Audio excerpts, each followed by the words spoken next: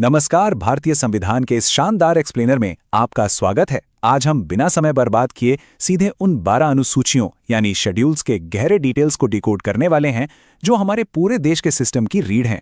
चलिए शुरू करते हैं। अब इसमें गहराई से उतरने से पहले एक बड़ी दिलचस्प बात नोटिस करते हैं। जब हमारा संविधान मूल रूप से बनकर तैयार हुआ था ना, तब इसमें सिर्फ 8 अनुसूचियां थी। लेकिन क्योंकि हमारा संविधान एक लिविंग डॉक्यूमेंट है, ये समय और ज़रूरतों के हिसाब से लगातार इवॉल्व हुआ और आज हमारे पास कुल 12 अनुसूचियां हैं। हमारे इस सफ़र का रोड मैप बिल्कुल क्लियर होगा। हम शुरुआत करेंगे पहली 4 फाउंडेशनल अनुसूचियों से, फिर प्रशासन और जनजातीय क्षेत्रों को देखेंगे, उसके बाद शक्तियों का विभाजन और भाषाएं, फिर उन 4 नई अनुसूचियों पर आएंगे जो बाद में जुड़ी, और आखिर में हम देखेंगे मेरी फेवरेट मास्टर निमोनिक ट्रिक। तो चलिए सबसे पहले बात करते हैं उन पहली 4 अनुसूचियों की जो हमारे सिस्टम की बिल्कुल नींव तैयार करती हैं। जरा सोचिए, किसी भी देश को चलाने के लिए सबसे बेसिक चीज क्या चाहिए? जाहिर है उसकी सीमाएं। इसलिए पहली अनुसूची राज्यों और केंद्र शासित प्रदेशों के नाम और उनकी बाउंड्रीज तय करती है। अब देश है तो अधिकारी भी होंगे। तो दूसरी अनुसूची राष्ट्रपति, जज और CAG जैसे अहम पदों के वेतन और भत्तों की लिस्ट देती है। पद लेने से पहले शपथ भी तो जरूरी है, राइट? तो वो एग्जैक्ट शपथ या ओथ आपको तीसरी अनुसूची में मिलेगी। और चौथी अनुसूची ये तय करती है कि अलग अलग राज्यों से राज्यसभा की कितनी सीटें होंगी। एकदम लॉजिकल फ्लो है ना? अब आगे बढ़ते हैं अपने दूसरे थीम की तरफ, जो है प्रशासन और खास तौर पर ट्राइबल इलाकों का मैनेजमेंट। अब यहां पर संविधान का नजरिया बड़ा दिलचस्प है। ये इन इलाकों को 2 अलग अलग अप्रोच से हैंडल करता है। 5वीं अनुसूची पूरे देश में फैले शेड्यूल्ड एरियाज के सामान्य प्रशासन की बात करती है, लेकिन 6ठी अनुसूची बिल्कुल अलग लेवल पर है। ये कुछ विशेष राज्यों के ट्राइबल इलाकों को ज्यादा ऑटोनॉमी या स्वायत्तता देने पर फोकस करती है। वैसे एग्जाम्स में अक्सर ये सवाल फंसा देता है कि वो 4 खास राज्य आखिर हैं कौन से जो 6ठी अनुसूची में आते हैं। इसका एक बहुत ही सिंपल और सॉलिड शॉर्टकट है AMTM, मतलब आसाम, मेघालय, त्रिपुरा और मिजोरम। बस इस छोटे से एक्रोनिम को दिमाग में बिठा लीजिए, फिर कोई कंफ्यूजन नहीं होगा। इसके बाद हम आते हैं केंद्र और राज्यों के बीच के काम करने के तरीके और हमारी भाषाई पहचान पर। तो 7वीं अनुसूची का सबसे बड़ा काम है शक्तियों का विभाजन, यानी डिवीजन ऑफ पावर्स।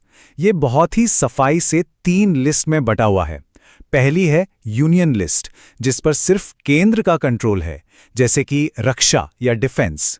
दूसरी है स्टेट लिस्ट, जैसे पुलिस व्यवस्था, जिस पर राज्य सरकार फैसले लेती है।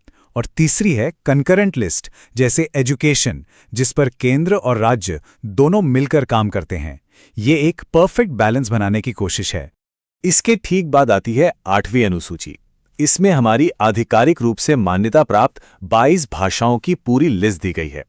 आपको शायद पता हो, शुरुआत में ये संख्या सिर्फ 14 थी, लेकिन जैसे जैसे हमारी डेमोक्रेसी इवॉल्व हुई और भाषाएं इसमें जुड़ती चली गईं, और आज ये आंकड़ा 22 तक पहुंच गया है। अब कहानी में एक दिलचस्प मोड़ आता है। यहां से हम उन 4 नई अनुसूचियों को देखेंगे जो संविधान के लागू होने के बाद अलग अलग अमेंडमेंट्स के जरिए जोड़ी गईं। ये जो टाइमलाइन हम देख रहे हैं ना, ये बहुत क्रूशियल है। 1951 से लेकर 1992 तक के ये वो अहम साल हैं जब देश की बदलती ज़रूरतों को देखते हुए हमारे संविधान को अपडेट किया गया और ये आखिरी 4 अनुसूचियां अस्तित्व में आईं। तो सबसे पहले बिल्कुल शुरुआती दौर में 1951 में आई 9वीं अनुसूची। उस वक्त सरकार जमींदारी प्रथा खत्म करने जैसे बड़े भूमि सुधार लागू कर रही थी, लेकिन लोग उसे अदालतों में चुनौती दे रहे थे।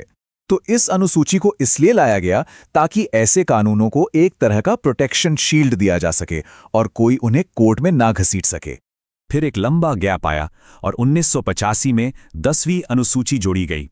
इसे हम मशहूर दल बदल कानून या एंटी डिफेक्शन लॉ के नाम से जानते हैं। आपको 60 और 70 के दशक की वो आयाराम गयाराम वाली राजनीति तो याद होगी। बस उसी अस्थिरता को खत्म करने के लिए ये रूल लाया गया था, ताकि नेता अपने फायदे के लिए इतनी आसानी से पार्टी ना बदल सकें।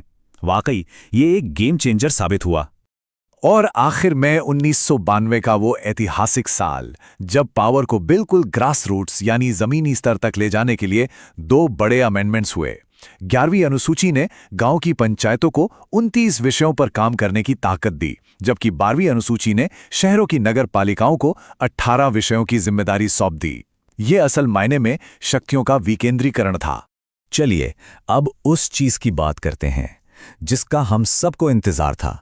एक ऐसी मास्टर ट्रिक जो इन 12 के 12 शेड्यूल्स को हमेशा के लिए आपके दिमाग में सेट कर देगी। ये ट्रिक लिटरली एक मैजिक की तरह काम करती है। बस एक फ्रेज याद रखना है, tears of old PM, tears of old PN. अब देखिए ये कैसे अलाइन होता है। टी से टेरिटरी, ई से इमोल्यूमेंट्स, ए से एफर्मेशन, आर से राज्यसभा, एस से शेड्यूल्ड एरियाज, फिर ऑफ में ओ से अदर ट्राइबल एरियाज और एफ से फेडरल। आगे ओल्ड में ओ से ऑफिशियल लैंग्वेज, एल से लैंड रिफॉर्म्स और डी से डिफेक्शन और अंत में पीएम, पी से पंचायत और एम से म्यूनिसिपैलिटीज। है ना बिल्कुल परफेक्ट। इसे बस एक बार लिख लीजिए, मैं गारंटी देता हूं आप ये अनुसूचियां कभी नहीं भूलेंगे। तो अब जब हम इस एक्सप्लेनर के अंत में आ गए हैं तो एक बड़ा दिलचस्प सवाल दिमाग में आता है। आज ये 12 अनुसूचियां हमारे देश का पूरा सिस्टम बहुत शानदार तरीके से चला रही हैं, लेकिन जिस तेजी से हमारा देश और समाज बदल रहा है उसे देखते हुए क्या आपको लगता है कि भविष्य में इस लिविंग डॉक्यूमेंट को और भी नई अनुसूचियों की जरूरत पड़ेगी? ये सोचने वाली बात है, राइट? आज के इस विश्लेषण में हमारे साथ जुड़ने के लिए बहुत बहुत शुक्रिया।